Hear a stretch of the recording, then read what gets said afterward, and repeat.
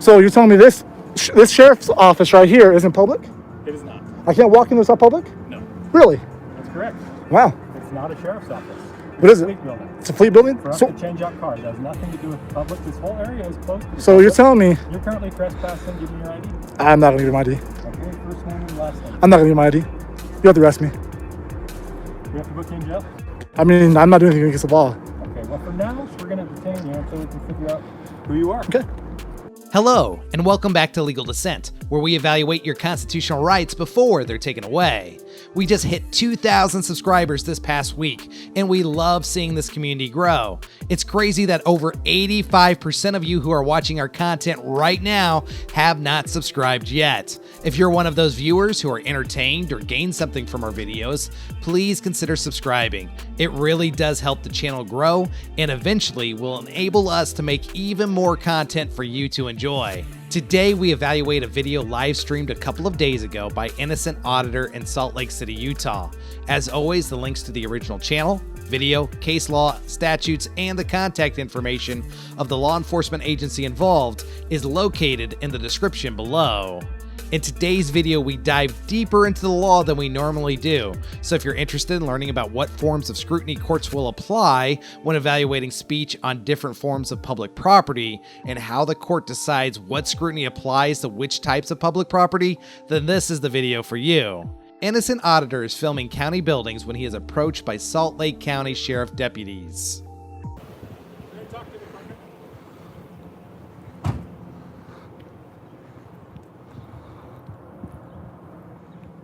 Office, stop. What's up? You have an ID on you? For what? You are currently trespassing. There's no trespassing So I'm going signs. to issue a citation. Can you show me? You have an ID on you. Where's the trespassing sign? Not going to discuss it with you. You gotta inform me if you trespass first. You gotta say, hey, you're trespassed and you leave. You gotta give me an opportunity to leave. The other alternative in the law book says that if there's things Show me. obviously designed to keep Show me. people out. Oh no, he has to be signage. The criminal trespass code that would apply in this situation is Utah Criminal Code section 76-6-206 subsection B that requires a person to know that their entry or presence is unlawful and the person remains unlawfully on that property to which notice against entering is given by personal communication by the owner or someone with apparent authority, fencing or other enclosure obviously designed to exclude intruders, or posting of signs reasonably likely to come to the attention of intruders. It is a defense to prosecution if the property was at the time open to the public and the actor complied with all lawful conditions imposed. To determine if the auditor violated this trespass statute, there are three things we have to address. 1. Is this property that the government has the right to trespass individuals from? 2. Did the auditor know that its entry was unlawful? And 3. Did the property have fencing or other enclosures that were obviously designed to exclude intruders, or did they post signs that were reasonably likely to come to the attention of intruders? The first point should be rather obvious, but I know some of you are under the belief that anything that is paid for by public tax dollars equates to public property and that allows anyone from the public to enter and film at will. Unfortunately, this simply is not the case in our country and is not the law that currently governs our land. The government is allowed to exert control over government-owned property to a certain extent, even over people's rights to freedom of speech and other personal liberties. For example, in International Society for Krishna Consciousness versus Lee, the United States Supreme Court held that a government-owned airport that was generally open to the public, contained restaurants, bars, newsstands, etc., had the ability to enforce an anti-solicitation ordinance and prevent individuals from passing out religious brochures. Even though the solicitation was clearly a form of speech protected under the First Amendment, the court held that the government need not permit all forms of speech on property that it owns and controls, especially where the government is acting as a proprietor, managing its internal operations, rather than a lawmaker. They will not be subjected to a heightened standard of review. Why is the standard of review important? There are three types of scrutiny that the courts will apply when evaluating cases: strict, intermediate, and rational basis. The court held in Krishna that publicly owned property falls into 3 forum-based categories for assessing restrictions that the government seeks to place on the use of its property. Government property that has traditionally been available for public expression is subject to the highest form of scrutiny. Examples of this would include parks and roadways, sidewalks, etc. The second category includes designated public forums that the state is open for expression on a limited basis. This would include government buildings for town hall meetings, or schools and other buildings that are not generally open to the public all of the time. Finally is all remaining public property, which the Supreme Court held that limitations on expressive activity conducted on this last category of property must survive only a much more limited review. The challenge regulation need only be reasonable as long as the regulation is not an effort to suppress the speaker's activity due to disagreement with the speaker's view. It's highly doubtful that the state has opened this maintenance shop in the surrounding buildings for public speech, and a court would most likely hold that this type of property would fall in the all remaining public property category that simply requires that the restriction on the auditor's speech and movement would be reasonable. Therefore, every court in the country would hold that the government would have the ability to trespass the auditor from this specific property. We'll move on to the questions of did the auditor know his entry was unlawful, and if the property was enclosed or contained enough signage to make him reasonably aware later on in the video. There's gonna be signage. Me, supervisor. D. Marshall, you have your badge number? 1117. 1117 D. Marshall. So you need signage up, or I need to be told to leave. This is all public. This area is not public. Sure it is. Before. Totally fine around the admin building. This is, I noticed that you didn't go beyond the gates to the north building. That's perfect. That's exactly right. This gate is designed to do the same thing. Unfortunately, it has to be currently open for trucks to go back and forth. We'll need signage. I'll show you. Come here, come walk with me. I'll show you. I'm not gonna walk with you. You stay here. Oh, really? I'm being detained? You're being detained. Okay. I have reasonable suspicion to believe that you're trespassing. So I need signage.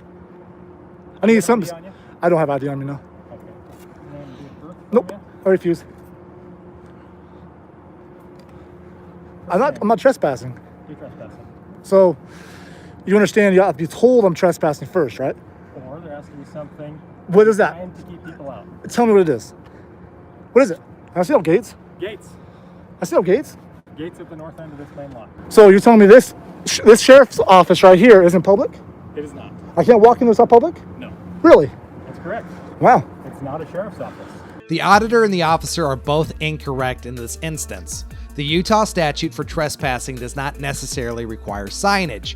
It requires signage or fencing or other enclosure obviously designed to exclude intruders. If the gate were closed and the auditor climbed over it, then he would obviously be trespassing even if there was no sign saying he was not allowed to climb over the fence. The officer is incorrect because he is making the claim that the auditor trespassed because he walked through an open gate.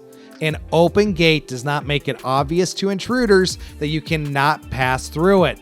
Therefore, the officer is wrong when he claims that the auditor is trespassing before being notified by the officer. What is it? Fleet building. It's a fleet building? For us So, to change out cars. It has nothing to do with the public. This whole area is closed to the so public. you're telling me You're currently trespassing. Give me your ID.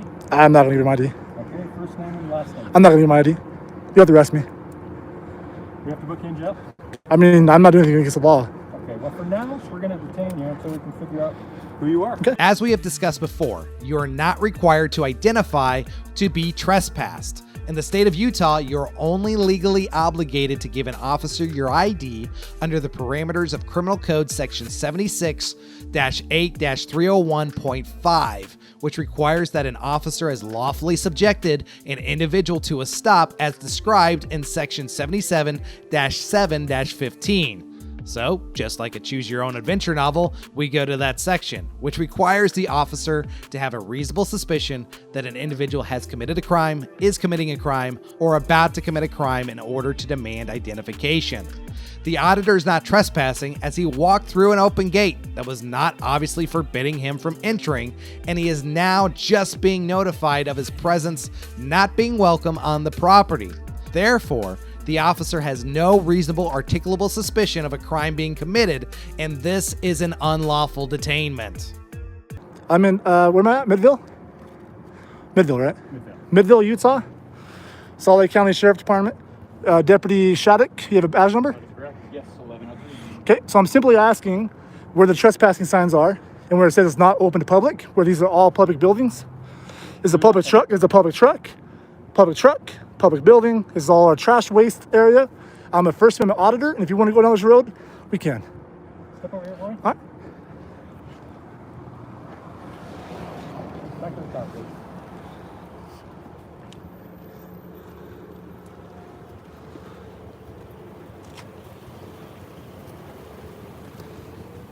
All right, if we're unlocked, you can just step in for me. You got any weapons on you? Got any weapons on you? Turn around for me. Just place your hands on the back of your head or nearabouts. I haven't violated any laws. Perfect. Go ahead and step in the car for I me. haven't done anything wrong. I'm being put in You the can take vehicle. your backpack off if it doesn't fit. Hold it on your lap, whatever's best for you. All right. Oh, shit. Try to roll the window down for you. Thank you. Stand by. Chat, I'm arrested. I'm not answering questions. The auditor is absolutely correct to not answer any questions. Everything you say can and will be used against you, never for you. Yep, I need a lawyer. Hey, Utah Cop Watch, will you call my wife?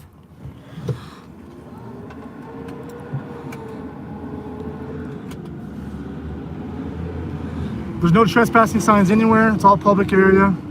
They haven't given me a chance to leave. They didn't ask me to leave. I would have left if they told me to. Simple as that.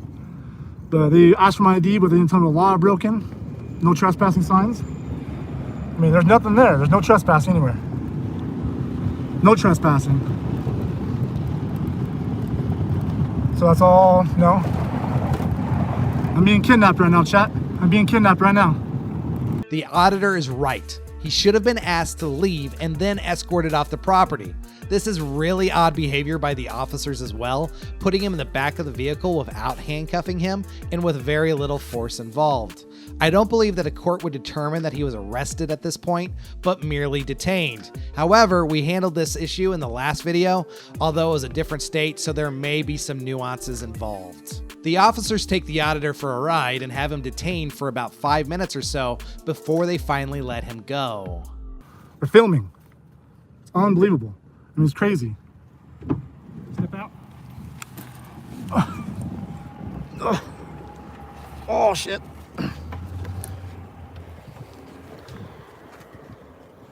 Okay, you're hereby trespassed. Okay. Have a nice day. Well done to the auditor for sticking up for his rights and refusing to identify himself in the face of adversity. The officer, even though he knew the law he was attempting to enforce, he applied it incorrectly and unlawfully detained the auditor. He should have simply informed the auditor that he was trespassing and escorted him from the property instead of detaining him and driving him to another location. What do you all think? If you were on a jury determining a lawsuit revolving around this case, what would you decide? Let us know in the comments below. As always, if you have videos you'd like us to evaluate, send them our way on Facebook, Twitter, or via email, and we'll see you next time right here on Legal Dissent.